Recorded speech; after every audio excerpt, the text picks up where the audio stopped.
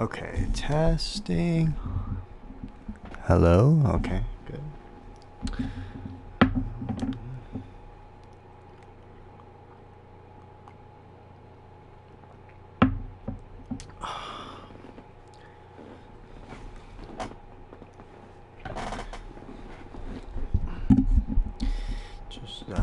Just reading. So you can see the title, Kamala Harris, Truths We Hold. I am currently on Chapter 7, everybody. I am simply just reading. Not a good chance I'll acknowledge chat, if there is one. We'll see, but here we go.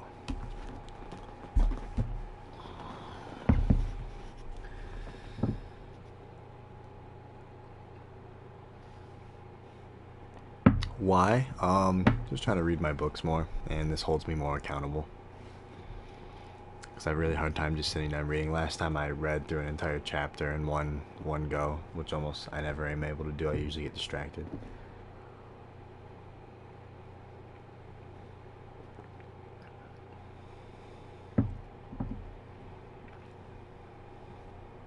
Wicked, man. Wicked.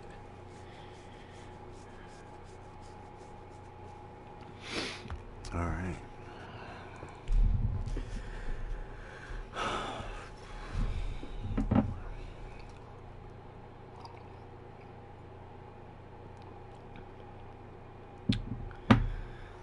How are you adjusting? I asked. So far, so good, Maya replied. But we haven't had a winter yet. It was 2008 and Maya was visiting from New York, where she had recently taken a job as Vice President of Democracy, Rights, and Justice at the Ford Foundation. No problem, man. Wicked. See ya.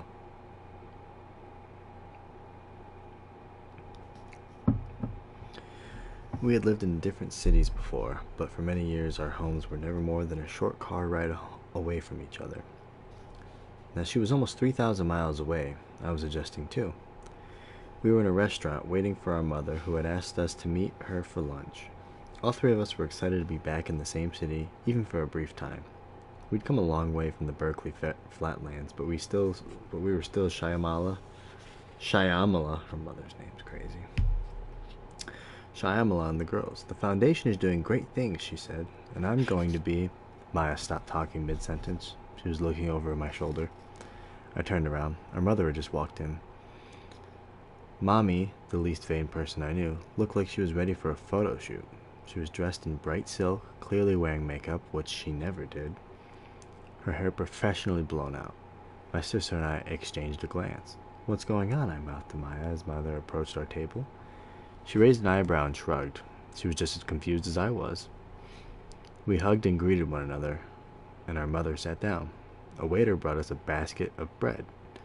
We reviewed our menus, ordered our food, making light-hearted conversation.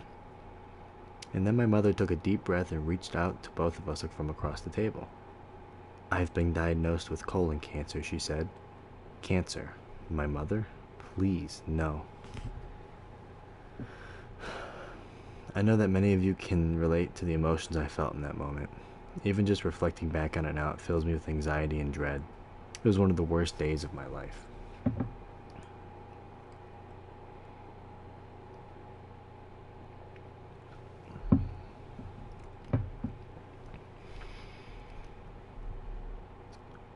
And the hard truth of life is that every one of us will go through an experience like this sooner or later, whether it is coming to terms with a loved one's mortal illnesses or experiencing our own. As my mother herself understood so well from a lifetime of looking at cancer cells from under the microscope, no matter who we are or where we're from, our bodies are essentially the same. They look the same way, they work the same way, and they break down the same way too. No one gets a pass. At some point, nearly all of us will face a prognosis that requires a profound interaction with the healthcare system. So much comes from this realization: pain, worry, depression, fear.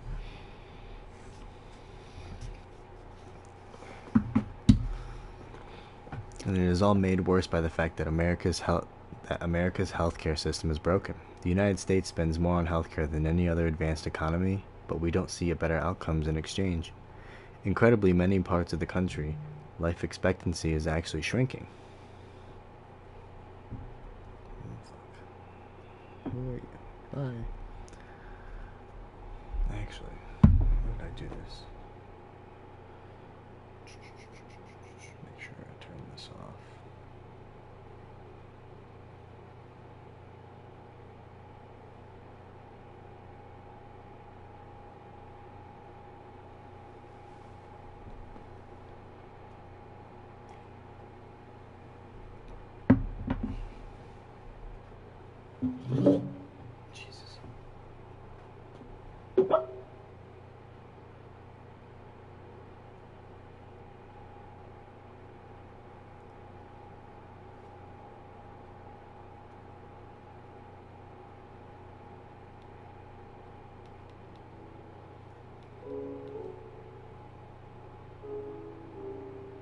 go. Okay, that's fine.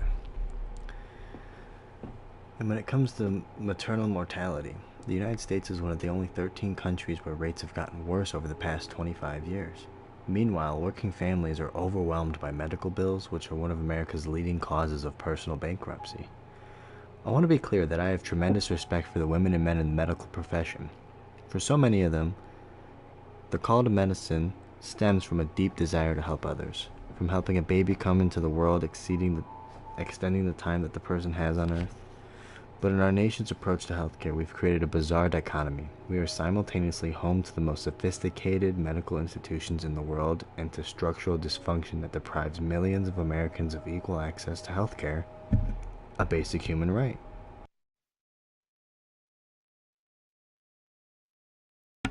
Unlike many other wealthy nations, the United States does not provide universal health care for our citizens. Instead, Americans need some form of private health insurance to cover the costs of their health care, unless they are senior citizens, severely disabled, or lower income, making them eligible for Medicare and Medicaid.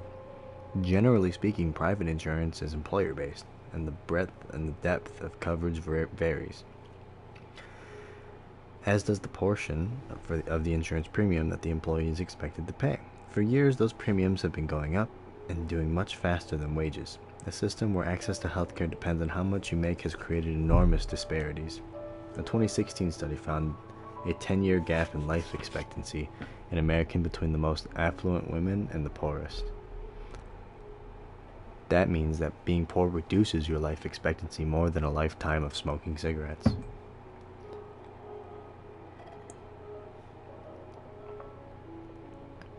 The Affordable Care Act, ACA, aka Obamacare, went a long way towards making health insurance more accessible and affordable, offering tax credits to those who can't cover their premiums and expanding Medicaid to cover millions of people. But after it passed, Republican leaders made it an intense partisan issue and worked to sabotage, strip, and subvert it. Indeed, the Senate leader openly declared that it should be repealed, root and branch. Their arguments range from comparing the ACA to colonial taxation by King George III to suggesting that the president might someday decree that the government would pay for only one baby to be born in a hospital per family. But for all of their posturing and falsehoods, the GOP hadn't bothered to devise a serious alternative. They were playing politics with people's lives, and they still are. There have been more than 100 lawsuits challenging the ACA since its passage. Republican governors blocked 17 states from expanding Medicaid, leaving millions in places like Florida, Texas, Missouri, and Maine without affordable coverage. In numerous states, Republican lawmakers have passed laws restricting the ability of healthcare officials to help people enroll in insurance plans despite a law that provides funding for that explicit purpose.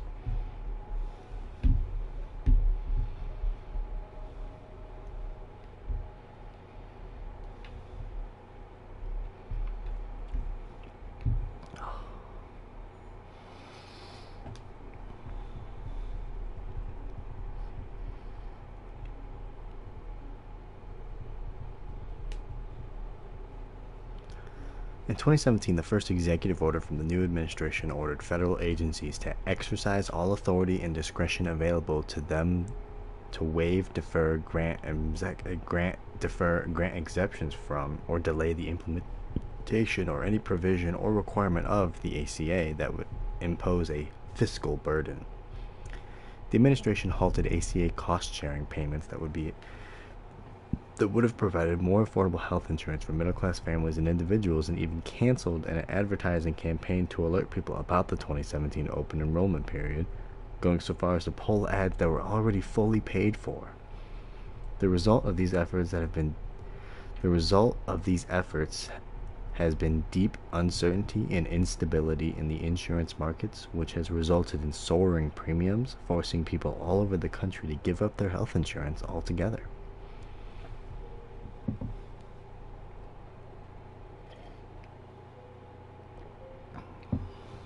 And this was on top of the efforts of congressional Republicans to fully repeal the ACA more than 50 times.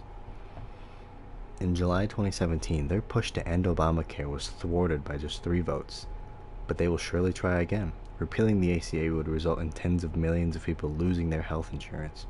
It would allow insurance companies to reinstate lifetime limits, driving countless Americans into bankruptcy, and permit insurance companies to once again deny coverage based on pre-existing conditions, from asthma to high blood pressure, diabetes to cancer. We all remember what that was like. We know we can't go back. In early 2011, just after I was elected Attorney General of California, I went in to see my dentist for a checkup. The dental hygienist Crystal and I knew each other from past visits, and it had been a while since I had seen her. Crystal asked me how I'd been. I told her I'd been elected. I asked her how she'd been. She told me she was pregnant. It was great news. As a dental hygienist, she was working for a few different dentists, but wasn't considered a full-time employee for any of them. This was before the ACA was in place, so Crystal was on a private insurance with only basic coverage, just enough to cover her annual exams. When Crystal found out she was pregnant, she went through her insurance company to apply for prenatal coverage. But she was denied. They told her that she had a pre-existing condition. I was alarmed. You okay? What's wrong? I asked. What's the pre-existing condition? And she told me that it was that she was pregnant. That was why the insurer had turned her down. When she applied to another healthcare company for insurance, again, she was denied. Why? Pre-existing condition. What was it? She was pregnant. I couldn't believe what I was hearing. That's crazy. That's a pre-existing condition.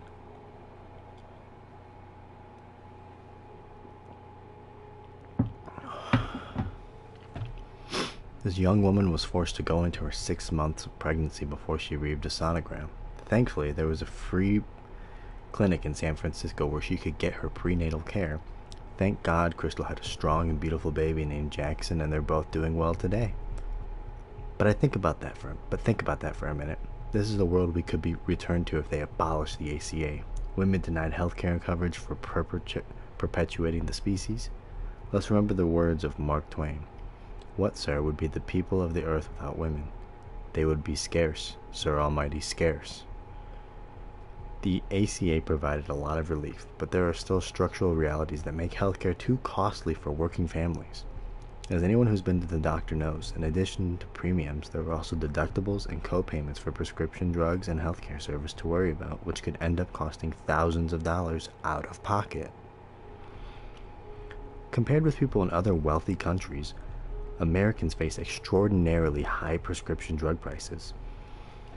In 2016, for example, the same dose of Crestor, a medication that treats high cholesterol, cost 62% more in the United States than just across the border in Canada. This disparity exists with drug after drug. 58% of Americans take prescription drugs. 1 in 4 take 4 or more. And among those currently taking prescription drugs, 1 in 4 find their medications difficult to afford.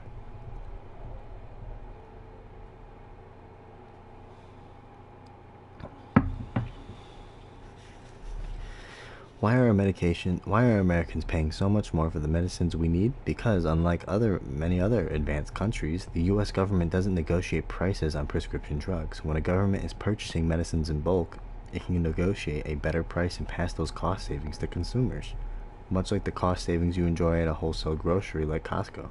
But the current US healthcare system doesn't allow for such deal making. Medicare, which covers about 55 million people, could have incredible bargaining power to drive significantly lower prescription prices through negotiation. But lawmakers from both parties, at the behest of the pharmaceutical lobby, have prohibited Medicare from doing so. Individual health insurance plans are allowed to negotiate, but with their relatively small numbers of enrollees, they have little leverage to make a dent in prices. The alternative to negotiating lower prices ourselves is to import cheaper drugs from countries that do. Imagine, for example, that you need Crestor. What if you could buy it from Canada at a significant discount? One of my very first votes in Congress would have enabled just that by allowing Americans to purchase drugs from northern neighbor. The amendment I voted for earning significant bipartisan support, but the powerful pharmaceutical lobby helped kill it in its tracks. Pharmaceutical companies have wielded influence over Congress for years, and their power is intensifying. A report by Citizens for Responsibility and Ethics in Washington, CREW, found 153 companies and organizations lobbying in the area of drug pricing in 2017, a number that had quadrupled over the previous 5 years. In 2016, fearing that Congress might actually do something to get drug prices under control, PHRMA, the trade association that represents the largest drug makers, increased its membership dues by 50% so it could raise $100 million more with which to fight. It should come at no surprise that over the past decade, pharmaceutical companies have spent about $2.5 billion on lobbying. Imagine the new drug trials they could have funded instead. These efforts have also helped prop up a system by which pharmaceutical companies can quash competition from generic brands, preventing more affordable versions of medication from reaching the market for years. And in the meantime, they continue to raise prices without any compunction. Let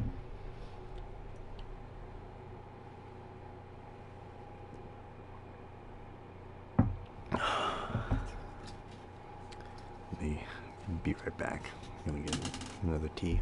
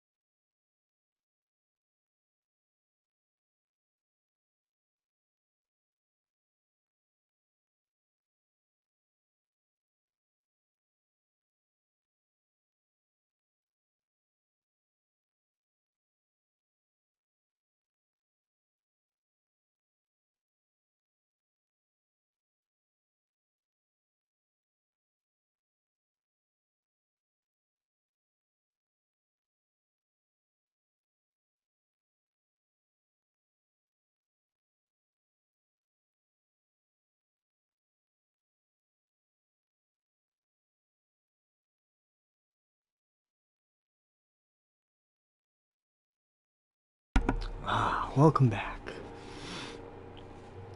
Got my tea. Oh, fix my headphones because they're kind of buggy.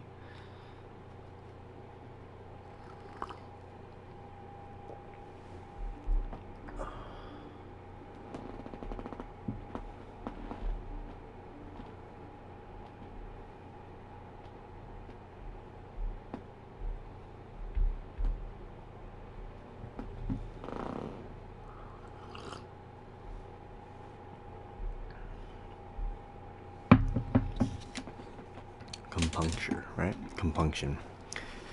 Take pharmaceutical manufacturer Mylan. Mylan raised the price of the EpiPen, a life-saving treatment for anaphylactic shock, by nearly 500% over 7 years. Between October 2013 and April 2014, the company increased the price of pravastatin, a statin that helps reduce cholesterol and prevent heart disease by 573%. During that same period, Mylan jacked the price of albuterol, a common treatment for asthma, from $11 to $434. You don't need to be a prosecutor to see something wrong with a 4,000% price hike.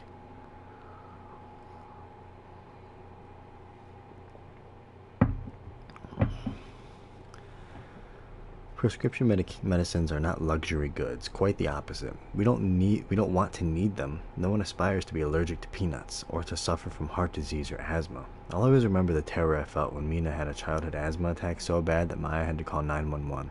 It's heartless and wrong for companies to make a fortune by exploiting the fact that their consumers literally cannot live without their products. At the same time the pharmaceutical companies are dramatically raising their prices, they also are cutting down on the amount they spend on research and development of new drug treatments. In January 2018, for example, Pfizer announced that it would no longer participate in neuroscience research, meaning an end to its work on the Alzheimer's disease and Parkinson's disease, which together affect tens of millions of people around the world. Too many of our fellow Americans are getting crushed under the weight of high drug prices, having to choose between taking medications they need and buying other essentials like food. And that's not to mention the financial peril they face if they go to the emergency room. Over the course of the next 6 months, Vox investigated more than 1,400 emergency room bills and found a series of troubling anecdotes about patients blindsided by outrageous fees.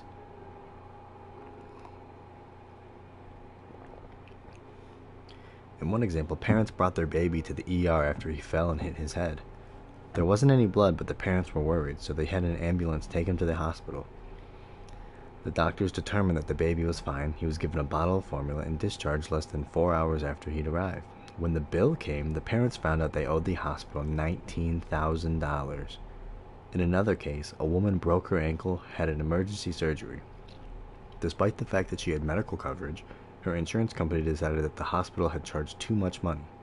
Instead of paying in full, they passed $31,250 in fees onto her. In another case, a patient in a motorcycle accident actually confirmed on the phone before going into surgery that the hospital he'd been taken to was in his insurance company's network, but the surgeon who operated on him wasn't. As a result, he was expected to pay $7,294. And what if you're and what if you are one of the more than 43 million Americans who require mental health care at some point during the year?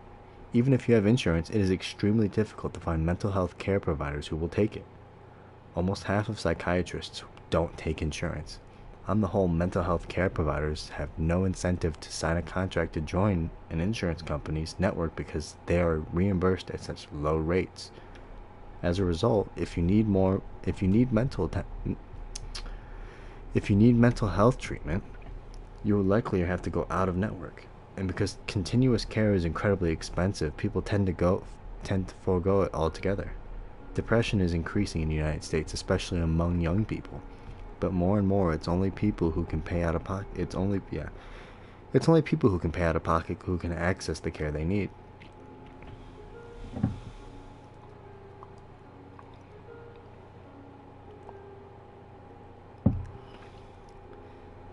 The problem with mental health care isn't just cost, it's also a general lack of qualified providers.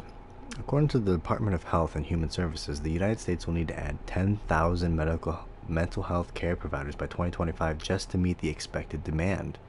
And when you focus on the problem on a regional level, the challenge is even greater. Alabama only has one mental health professional for every 1,260 people. Texas just one per 1,070 people. West Virginia, one per every 950 people. A report from New American Economy found that roughly 60% of America's counties lack a single psychiatrist. In rural areas, home to 27 million people, there are only 590 psychiatrists. That's one for every 45,762 people. Even in Maine, the state with the best access to mental health care, 41.4% of adults with mental illness do not receive treatment. Think about that for a minute.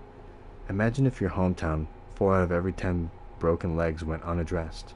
4 out of every 10 infections were untreated. 4 out of every 10 heart attacks were ignored. We would say that's unacceptable, and rightly so. It's just as unacceptable that mental health illness goes unaddressed, untreated, and ignored.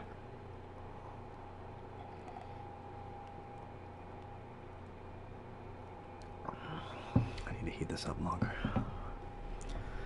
My mother's cancer treatment acquired a grim kind of routine. During the day, I would take her to the hospital for chemotherapy. We'd seen many of the same people every time, men and women of all different ages, hooked up to a machine that was infusing their bodies with the toxic drugs they hoped would save their lives. It took on a strange familiarity, an abnormal sense of normalcy. If I had to, I'd drop her off and pick her up when chemo was done. But I preferred to wait and keep her company, and she preferred it too. Sometimes the chemo would steal her appetite. Other times she was hungry, and I would get her buttery croissants that she loved from a bakery nearby. More than once she had to be admitted to the hospital with complications, and I remember a lot of hard days and nights under those fluorescent lights. When my mother was asleep, I would walk down the long corridors, glancing into the rooms as I passed. Sometimes people would look up, sometimes they wouldn't, and all too often they were lying there alone. I left that experience convinced that no one should have to face a hospital stay without support, and that many do. My mother's circumstance could feel overwhelming. Chemotherapy is depleting. Oftentimes my mother was too wiped out to do anything but sleep. Meanwhile, there were so many medications, possible side effects, counterindications, and things to keep track of. What if she had a bad reaction to a new medicine? Has happened more than once. I had to coordinate her care, make sure her doctors were talking to one another, and to ensure that she was getting the proper treatment. I often wondered how my mother would have fared if I hadn't been there to speak up on her behalf. A lot of people don't have someone like that.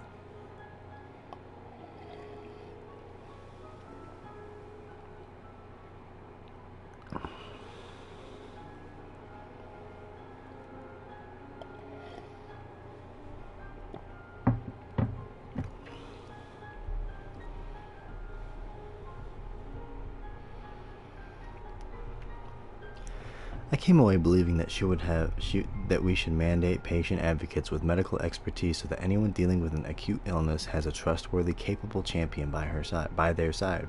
After all, we all have decided that when their liberty is at stake, people are entitled to an attorney. We do this because we understand that most people don't speak the language of the courtroom, and even if they do, in high-pressure situations it's difficult to make an objective judgment. The same is true in a hospital. Emotions are running high. People are placed into a new environment where a specialized language is being spoken with complex, unfamiliar terms and phrases. They may have to make decisions while they are frightened or in pain or heavily medicated, or all three. They're expected to be strong enough to monitor themselves at a moment when they feel deeply vulnerable. We should have expert advocates to shoulder that burden to patients and their families so that their patients and families can focus on healing. It's a good idea. We should also speak truth about the racial disparities in our healthcare system. In 1985, the then Secretary of Health and Human Services, Margaret Heckler, released a path-breaking report on the Secretary's task force on Black and minority health. As she wrote at the time, despite significant progress in the American health picture overall, there was a continuing disparity in the burden of death and illness experienced by blacks and other minority Americans as compared with our nation's population as a whole. In her words, this disparity was an affront both to our ideals and the outgoing genius of American medicine. I was in college when she commissioned this study. What have we seen in the 3 decades since then? The gaps have narrowed, but they are pervasive, and communities of color pay the price. According to the 2015 Kelly Report on health disparities in America, Black Americans have higher mortality rates than any other group in the 8 of the top 10 causes of death.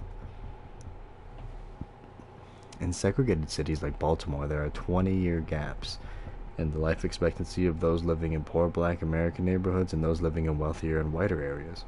A baby born in Chesterwood, in Baltimore's far northwest corner, can expect to live until age 87, writes Olga Kazan in The Atlantic. 9 miles away in Clifton Berea, 9 miles away in Clifton Barrio, near where The Wire was filmed, the life expectancy is 67, roughly the same as that as Rwanda and the 12 years shorter than the American average. These disparities begin in the delivery room. Black babies are twice as likely as white babies to die in infancy, a stunning disparity that is wider than in 1850 when slavery was still legal. That's crazy.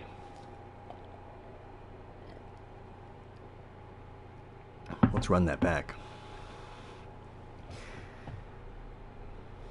Black babies are twice as likely as white babies to die in infancy. Jesus, what is wrong with me? Black babies are twice as likely as white babies to die in infancy, a stunning disparity that is wider than in 1850 when slavery was still legal.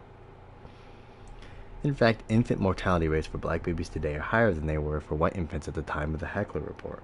In other words, today, black infants are less likely to survive their first year than white babies were in the early 1980s.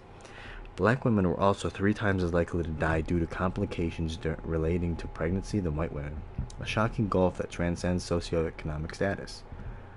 A major 5-year study in New York City found that college-educated black women are more likely to face severe complications in pregnancy or childbirth than white women who never made it through high school. There are a number of factors that put black men, women, and children at a disadvantage. Hundreds of years of institutionalized discrimination in housing, employment, and educational opportunity have left black Americans more likely to lack access to health care, to live in poor neighborhoods with limited healthy food options, and to have fewer community health resources. And because black Americans are more likely than their white counterparts to be born and raised in low-income, high-crime neighborhoods, they are more likely to experience a phenomenon known as toxic stress, the result of trauma caused by things ranging from witnessing violence to experiencing it. This causes not just psychological anguish, but also physical changes. To borrow the words of toxic stress expert Dr. Nadine Burke Harris, founder of the Center for Youth Wellness in Bayview Hunters Point, child adversity literally gets under our skin and has the potential to change our health. One study found that children who go through at least 6 adverse childhood experiences could see their life expectancy reduced by more than 20 years. Physiological stress leads to hypertension, which results in higher rates of infant and maternal mortality, among other conditions. Research has even found that certain levels of stress shorten our telomeres, which are structures that hold our chromosomes together. As we age, our telomeres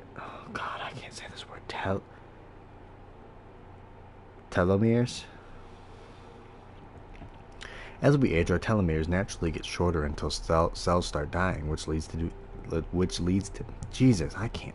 As we age, our telomeres naturally get shorter until cells start dying, which leads to disease.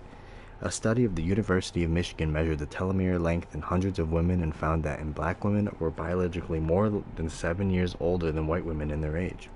But environmental circumstances alone cannot explain healthcare disparities.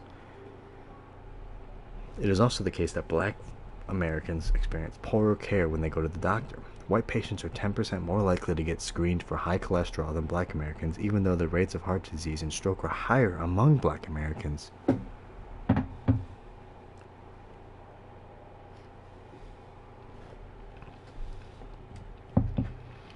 Black patients are also less likely to be treated using procedures to repair blocked arteries.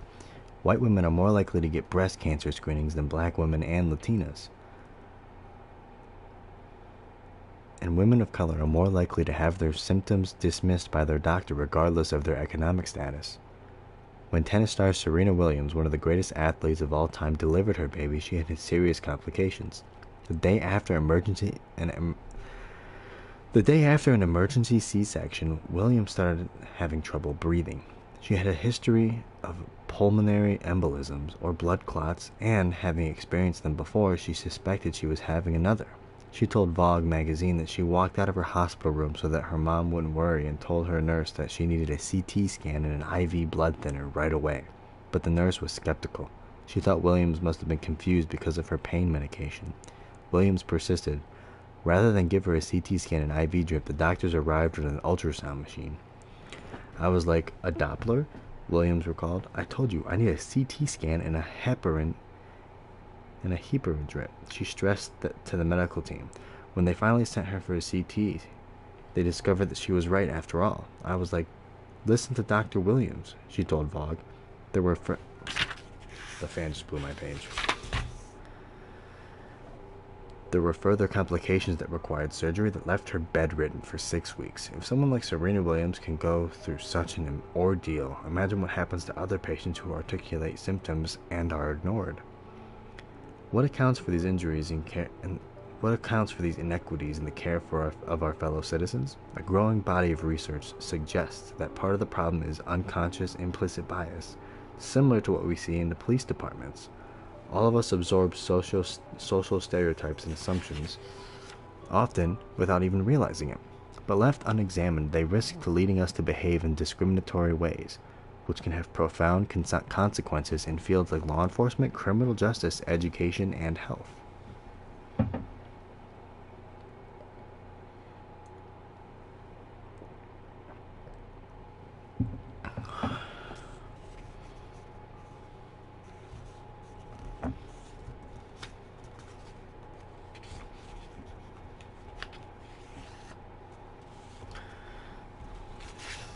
I think I'll do 2 more pages because this is a really long chapter, so I'll just do this part 1. Some enlightened members of the medical professions are working to address this problem.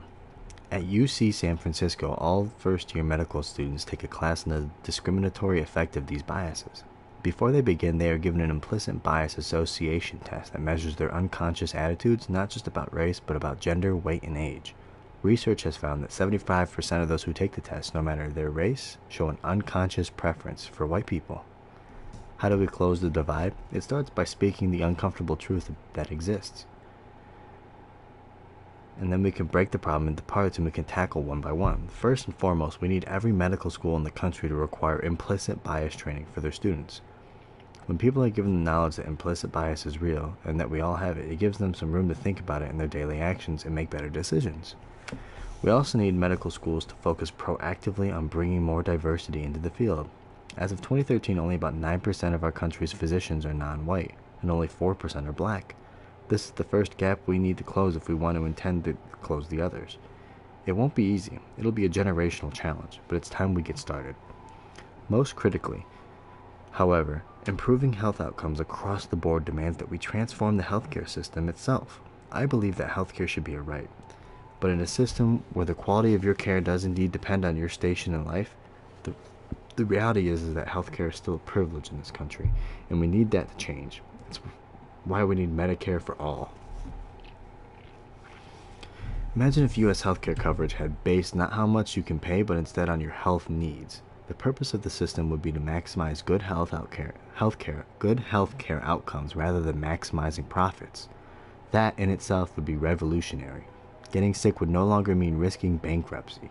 Employers would no longer have to spend so much to provide health insurance to their employees, and the system itself would run far more efficiently, as we see it when we compare the high administrative costs of private health insurance companies with the lower costs of Medicare.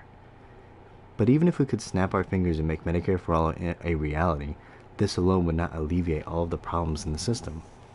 For starters, we need to dramatically increase funding to the National Institutes of Health to step in and fill the innovation gap that pharmaceutical companies have left. I remember how proud my mother was to work with the NIH as a peer reviewer and a collaborator with other experts in her field. She would speak of her time there with such reverence when I was a little girl. I imagine Bethesda, Maryland, where the agency was located, to be a place filled with castles and spires. I might have been wrong all about the architecture, but not about the beauty of scientific collaboration, and certainly not about the fact that the NIH is a national treasure. If we want our children to have cures for humanity's most terrible diseases, we should invest in our national medicine researchers instead of relying on companies that would rather funnel money to their shareholders. We also need to protect patients and taxpayers from fraud, and that means putting bad actors under a microscope. Consider for-profit dialysis companies, which offer one of the worst examples of bad practices. Dialysis is a process by which a machine cleans the blood of patients who are in kidney failure. Kidney disease remains the 9th leading cause of death in America, but for a person in kidney failure, dialysis is a life-saving treatment and an important bridge between a loss of kidney function and getting a kidney transplant, which is a cheaper alternative with a much better prognosis. Across the country, nearly 500,000 patients are on dialysis, going 3 times a week to have their blood circulated out of their body through a multi-hour process that mimics a healthy kidney's function. Who are these patients? Disproportionately, they come from low-income communities. People living in certain zip codes are far more likely to end up with kidney failure, which is most commonly the result of diabetes and high blood pressure. Black Americans develop kidney failure at 3.5 times the rate of which white Americans do, and they constitute nearly 1/3 of all U.S. patients who receive dialysis. The 2 largest dialysis companies, DaVita Inc. and Free Senses Medical Care, have both found themselves in legal hot water. In 2016, Fresenius agreed to pay $250 million to settle thousands of lawsuits. According to the New York Times, Fresenius' own medical office sent an internal memo to doctors of the company's dialysis center saying that failure to properly use one of the company's products appeared to be causing a sharp increase in sudden deaths from cardiac arrest. Yet the company chose not to warn doctors in non-Fresenius clinics who were using the product until after the memo had been leaked to the Food and Drug Administration. Dramatic-ass music. In 2014, DaVita agreed to pay $350 million to resolve claims of illegal kickbacks in a scheme where it allegedly sold an interest in its clinics to physicians and physician groups in exchange for their driving patients to those clinics. In 2015, the company agreed to pay $495 million to settle a whistleblower case in which it was accused of fraudulently overcharging Medicare. DaVita was sued in 2017 for keeping its clinics so understaffed and requiring such high-speed care and turnover that patients' lives were endangered. It's time to crack down on this kind of behavior. Finally, we will need to overhaul public health policy so that it does a better job of providing mental health care to all Americans. That effort will have to begin by ensuring that more mental health professionals contract with Medicare in the first place. There's only one way to solve this problem. We need to raise Medicare reimbursement rates. As the largest single payer of health care services, the federal government must lead the way to ensure we pay all mental health professionals what they deserve. We also need to encourage a new generation of Americans to go into the mental health care field. Let's create a model similar to Teach for America or the Peace Corps, an apprenticeship system that has its own core mission. An apprenticeship system that has as its own core mission the goal of getting people to serve their country through mental health training. Let's also do away with laws that strip funding from mental health care services. There's an old law known as the IMD exclusion, for example, that prohibits Medicaid from paying for treatment in mental health facilities with more than 16 beds. This rule has hollowed out mental health care hospitals and left most people with severe mental health conditions to fend for themselves. Ultimately, I believe we should provide mental health care on demand. And when I say on demand, I mean whoever you are and wherever you are, mental health treatment is available if you need it. In addition to requiring far more practitioners, meeting this goal will require investment in and the expansion of telemedicine so patients can access mental health care no matter where they live. This is especially important for people in rural areas where nearly 100 hospitals have closed over the past several years. So far, studies have shown that telemedicine is generally as effective as in-person treatment, but the further research and development can surely improve its value. Okay, we're going to pause there. Page 202. The next chapter is 212.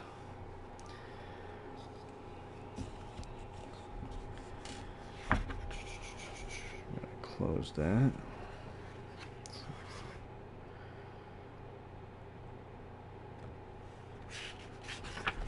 The fact that Republicans fight so hard against a system that grants people medical health care coverage at a lower cost is just insane. The pharmaceutical lobbies spending over $2 billion to make sure that their profits stay higher. Also kind of crazy. Like, she made a, as she said, imagine how much they could have invested into other medicines with that money. They won't. They never do. There's a mental health care physician shortage. That's insane. I remember I had a friend of a friend who was going to school to be a therapist, and being in that field of research and studying for it, you make connections, and then you start hearing about how there's this huge like huge shortage, because it's just a lot. There's a lot of people that are fucked up in the head that need care, and there are just not enough people to do it. And I like that idea. Have something set up like the Peace Corps, where you encourage people to mass want to enter that field. That's just insane, right?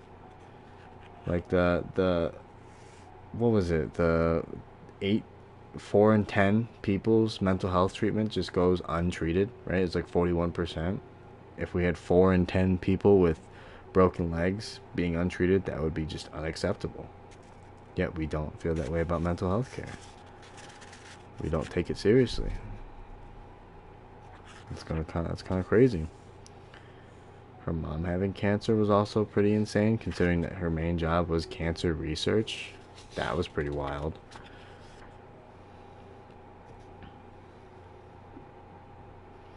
And the unconscious bias that people will have when it comes to like a black or a brown patient, to give them less treatment, right? That's kind of balls. That's kind of crazy. I like that idea of forcing them to have like an unbiased screening, so that they can test all their students for like an unconscious bias, because it found that 75% of them have a unconscious bias and tend to prefer white people. That's crazy. That's insane. I like that idea. Like, because then at least they think about it. They're like, I'm telling this person no. Could that possibly be my bias? I don't know. They act on it from there. Just I don't get, how could you just be against a Medicare system for all? What's the harm? Let me peel back into the conservative mind. What was it? What would my response have been? Who's going to pay for it? Look at Canada. They have long lines. Maybe at first, I could definitely see a congestion at the very beginning of the implementation, because mass millions and millions of people, it would overwhelm our systems at first.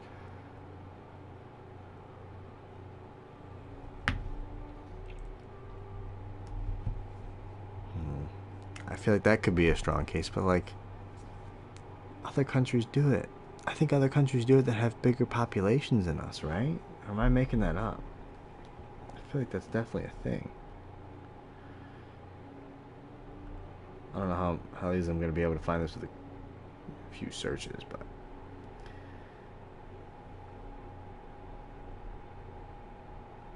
countries with bigger populations that have free health, universal health care.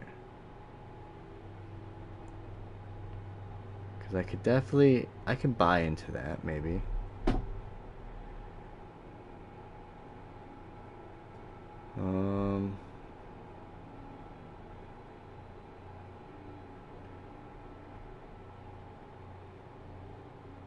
Largest country with free healthcare is Sweden. What's the population of Sweden?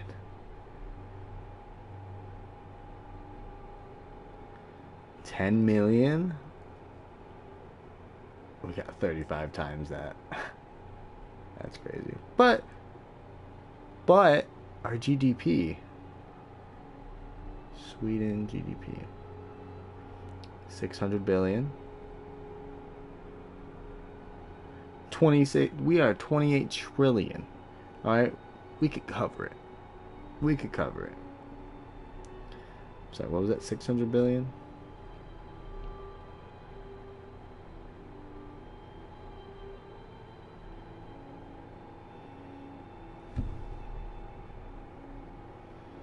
Yeah, we literally could. It would be a. We literally could. Our GDP's more than 35 times theirs. So if they can cover it, we can cover it. I don't get this, but obviously taxes would go up. They have to, right? But I don't think I'd be opposed to that if it meant that a dude fucking starving on the side of the street gets taken care of. I don't get how you could be like against that. All these, I don't know. The lines thing, I've heard, I used to use the lines thing because Canada, I'd be like, well, yeah, you know, because I had an ex-girlfriend who, her sister moved, they came to America for like a hip surgery or a back surgery because it would have been faster, but it costed a lot more. I was like, that's interesting. Did she just make a bad decision, or was it unique to her situation? I don't know.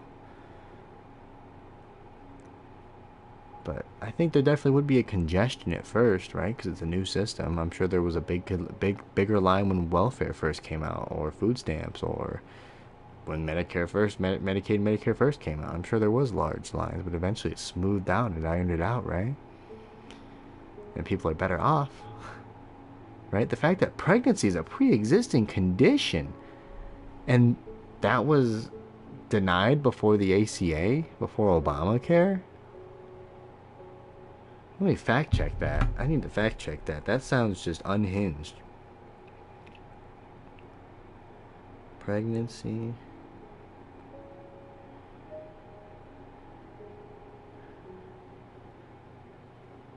Wow. Yes, pregnancy is considered a pre-existing condition if you were pregnant before you enrolled in health insurance. However, the Affordable Care Act prohibits insurance companies from denying coverage or charging for pre-existing conditions, including pregnancy. Pregnancy, that her dental hygienist being denied insurance coverage because she had a pre-existing condition, which was just pregnancy. How could you be against covering that and preventing insurance companies from discriminating against you from that? How could you possibly be against that? Even if it did cost you more money. I just can't understand that. I just can't understand that. How does your mind think like that? Like, oh, hey, I want more money. What? Pregnant women are going to have a way harder time giving birth. They might even risk death, miscarriage, because they don't get health coverage. Because I didn't want to pay into a pool that they're going to use. It's the price you got to pay. That's insane to me. That's crazy. I can't wrap I can't wrap my mind around it. That's just so crazy to me. I don't know. The more I read this book, the more upset I get. The more upset I get. Not just the fact that she lost, but the fact, like, what I'm learning from it, because I'm quite ignorant on a lot of that. That's crazy. I don't know a whole lot about health insurance, but wow, that's a pre-existing condition. That's crazy. Wait, was it? Because I remember hearing about this.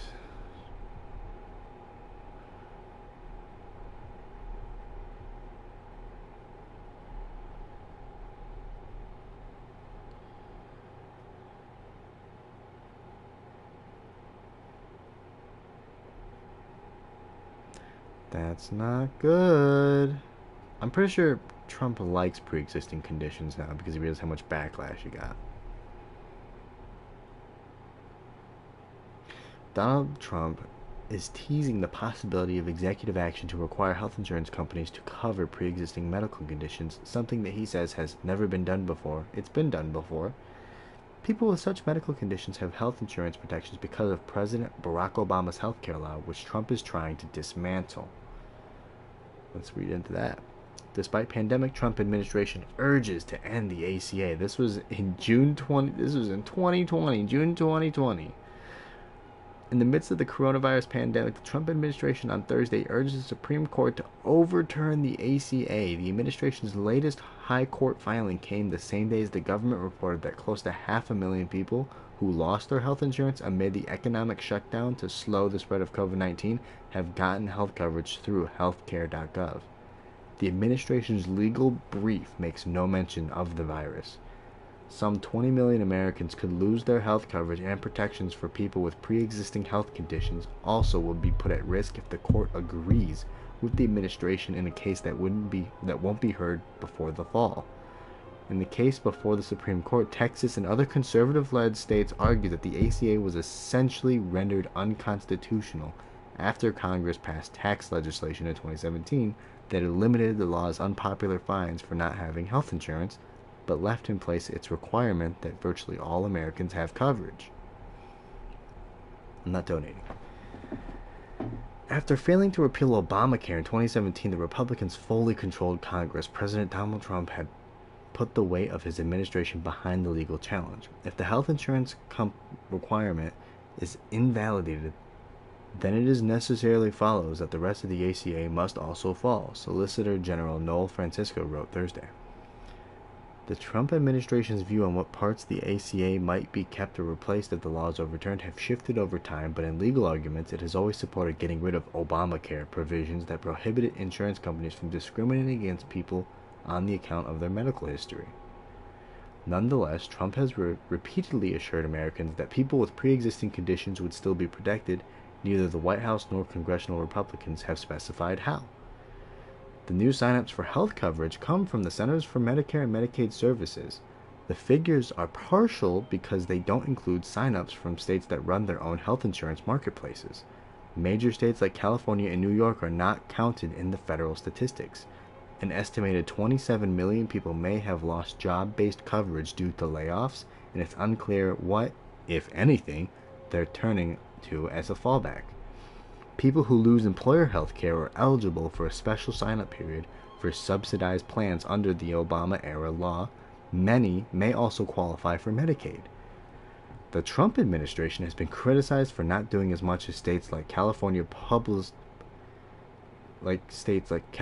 publicize these readily available backups. In response, administration officials say they have updated the healthcare.gov website to make it easier for consumers to find information on special sign-up periods.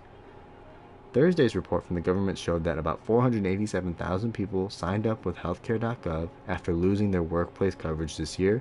That's an increase of 46% from the same time last year. So, essentially, they were pushing...